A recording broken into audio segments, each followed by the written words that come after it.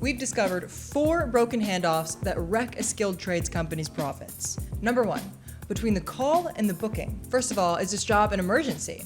Is this a commercial or repeat customer? Number 2, between booking and dispatch. Next, has the address been verified? Would the visit disrupt the day's schedule? Number 3, between the dispatch and the tech. Before sending someone out, does that technician have the right experience, tools, and parts to do the job?